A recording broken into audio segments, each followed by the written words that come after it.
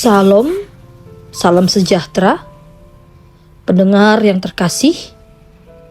Program berita selamat jadi Dumah. Firman Tuhan kita dari Daniel pasal 1 ayat 1 sampai yang ke-21. Sebelum kita mendengar firman Tuhan, mari kita berdoa. Terima kasih Tuhan Yesus, kami sungguh bersyukur atas kasih-Mu, atas firman-Mu, dan hari ini akan dibaca dan diberitakan. Tuhan tolong sehingga kami mengerti kebenaran firman Tuhan ini dan menjadi kehidupan kami. Berkati kami semua Tuhan. Di dalam Yesus Kristus kami bersedia untuk pembacaan dan kebenaran firman-Mu ini. Amin. Saya akan baca firman Tuhan kita hari ini. Judulnya Di Istana Babel. Pada tahun yang ketiga pemerintahan Yoyakim, Raja Yehuda, datanglah Nebukadnezar, Raja Babel ke Yerusalem, lalu mengepung kota itu. Tuhan menyerahkan Yoyakim, Raja Yehuda, dan sebagian dari perkakas-perkakas di rumah Allah ke dalam tangannya. Semuanya itu dibawanya ke tanah Sinear, ke dalam rumah dewanya. Perkakas-perkakas itu dibawanya ke dalam perbendaharaan dewanya. Lalu Raja bertitah kepada Aspenas, kepala istananya, untuk membawa beberapa orang Israel yang berasal dari keturunan raja dan dari kaum bangsawan, yakni orang-orang muda yang tidak ada sesuatu celah, yang berperawakan baik, yang memahami berbagai-bagai hikmat, berpengetahuan banyak, dan yang mempunyai pengertian tentang ilmu, yakni orang-orang yang cakap, untuk bekerja dalam istana raja, supaya mereka diajarkan tulisan dan bahasa orang Kasdim. Dan raja menetapkan bagi mereka pelabur setiap hari, dari santapan raja dan dari anggur yang biasa diminumnya. Mereka harus dididik selama 3 tahun, dan sudah itu mereka harus bekerja pada raja. Di antara mereka itu ada juga beberapa orang Yehuda, yakni Daniel, Hananya, Misael, dan Azaria. Pemimpin pegawai istana itu memberi nama lain kepada mereka. Daniel dinamainya Belsazar, Hananya dinamainya Sadrak, Misael dinamainya Mesak, dan Azaria dinamainya Abednego. Daniel berketetapan untuk tidak menajiskan dirinya dengan santapan raja dan dengan anggur yang biasa diminum raja. Dimintanya lah kepada pemimpin pegawai istana itu supaya ia tak usah menajiskan dirinya. Maka Allah mengernakan kepada Daniel kasih dan sayang dari pemimpin pegawai istana itu.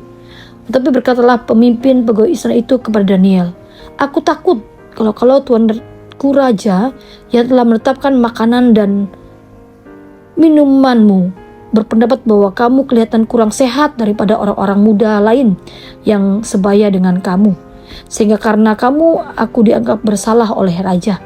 Kemudian berkatalah Daniel kepada penjenang yang telah diangkat oleh pemimpin pegawai istana untuk mengawasi Daniel, Hananya, Misael, dan Azaria, "Adakanlah pencobaan dengan hamba-hambamu ini selama 10 hari, dan biarlah kami diberikan sayur untuk dimakan dan air untuk diminum. Sudah itu bandingkanlah perawakan kami dengan perawakan orang-orang muda yang makan dari santapan raja. Kemudian perlakukanlah hamba-hamba ini sesuai dengan pendapatmu. Didengarkannya lah permintaan mereka itu. Lalu diadakanlah percobaan dengan mereka selama 10 hari. Setelah lewat 10 hari ternyata perawakan mereka lebih baik dan mereka kelihatan lebih gemuk daripada semua orang muda yang telah makan dari santapan raja itu. Kemudian penjenang itu selalu mengambil makanan mereka dan anggur yang harus mereka minum, lalu memberikan sayur kepada mereka. Kepada keempat orang muda itu Allah memberikan pengetahuan dan kepandaian tentang berbagai-bagai tulisan dan hikmat. Sedang Daniel juga mempunyai pengertian tentang berbagai-bagai penglihatan dan mimpi. Setelah lewat waktu yang ditetapkan raja bahwa mereka sekalian harus dibawa menghadap, maka dibawalah mereka oleh pemimpin bangsa pegawai istana itu ke hadapan Nebukadnezar. Raja bercakap dengan mereka, dan di antara mereka sekalian itu tidak didapati yang setara dengan Daniel, Hananya, Misael, dan Azaria. Maka bekerjalah mereka itu pada raja dalam tiap-tiap hal yang memerlukan kebijaksanaan dan pengertian yang ditanyakan raja kepada mereka. Didapatinya bahwa mereka 10 kali lebih cerdas daripada semua orang berilmu dan semua ahli jampi di seluruh kerajaannya. Daniel ada di sana sampai tahun pertama pemerintahan Kores. Amin. Dalam kitab Daniel ini, Tuhan menyerahkan bangsa Israel ke tangan Raja Babel, Raja Nebukadnezar.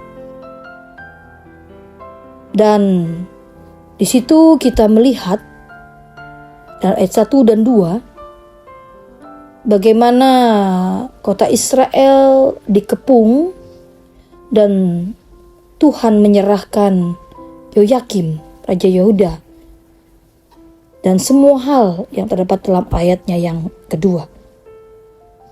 Dan Raja Babel tersebut atau Raja Nebukadnezar bertitah kepada kepala istananya yang bernama Aspenas untuk membawa beberapa orang Israel yang berasal dari keturunan raja dan dari kaum bangsawan. Bisa kita lihat dalam ayat yang keempat, di mana di situ raja meminta orang-orang muda yang tidak ada sesuatu celah, yang berperawakan baik, yang memahami berbagai-bagai hikmat, berpengetahuan banyak, dan yang punya pengertian tentang ilmu, yakni orang-orang yang cakap untuk bekerja dalam istana raja, supaya mereka diajarkan tulisan dan bahasa orang Kasdim. Terdapat dalam ayatnya yang keempat. Sangat jelas sekali, luar biasa. Raja Babel memilih yang baik dari yang terbaik. Dan akhirnya pilihan pemimpin pegawai istana itu merujuk kepada orang Yehuda. Terdapat dalam ayat yang ke-6, yaitu Daniel, Hananya, Misael, dan Azaria. Dan kemudian pemimpin pegawai istana itu memberi nama lain kepada mereka. Daniel dinamai Belsasar, Hananya dinamai Sadrak, dan Misael dinamainya Mesak, dan Azaria dinamainya Abednego. Demikianlah mereka, Daniel dan kawan-kawan terpilih dalam rangka untuk bekerja dalam istana raja. Itu jelas terdapat dalam ayat yang keempat tadi. Sehingga kita melihat Raja Babel, Raja Nebukadnezar, yang notabene kita tahu dia menyembah dewa-dewa. Dan ayat yang ke-5, Raja menetapkan bagi mereka pelabur setiap hari dan dari santapan raja dan dari anggur yang biasa diminumnya. Dan tentu kita tahu Raja Babel penyembah dewa, dan pastilah makanan minuman itu juga persembahan untuk dewa. Dan Daniel berketetapan untuk tidak menajiskan dirinya dengan santapan raja dan dengan anggur yang biasa diminum raja. Terlihat dalam ayatnya yang ke-8. Sehingga singkat cerita, akhirnya Daniel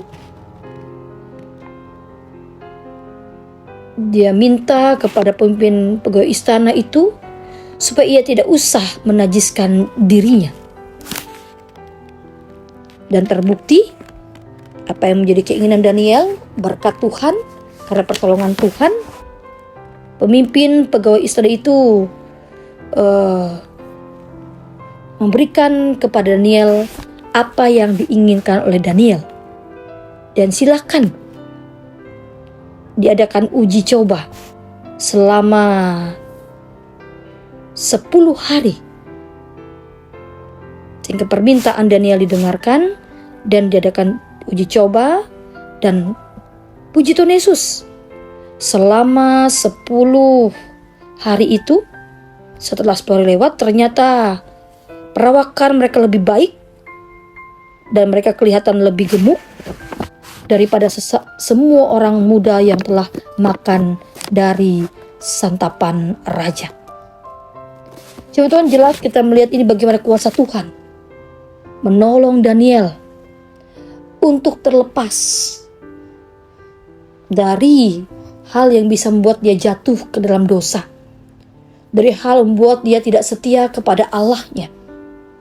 Dan Tuhan menyertai Daniel sehingga akhirnya mereka tidak melakukan dosa dan mereka tetap setia kepada Allahnya,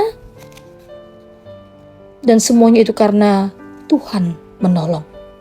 Di Nas ini kita semua diingatkan bagaimana bahkan apapun tantangan, pergumulan, masalah kehidupan kita, mari kita ingat. Ketika kita tahu apa yang harus kita lakukan, ketika kita tahu Tuhan sudah mengajarkan hal kebenaran, kita harus setia menjaga itu. Daniel dengan luar biasanya, dia yakin Tuhan menolong dia dan terbukti semuanya berjalan dengan baik.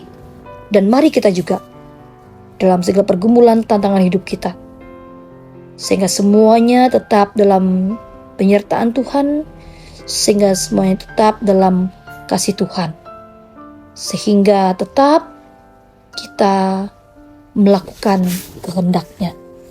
Jadi apapun yang menimpa kita, jangan kita menyia-nyiakan semuanya, tapi tetap setia kepada Tuhan, karena Tuhan sudah berjanji memberikan anugerah keselamatan bagi kita, sehingga semuanya Tuhan akan menolong dan Tuhan memberkati kita sekalian.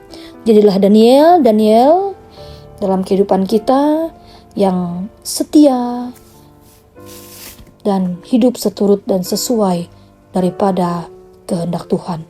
Tuhan memberkati kita sekalian.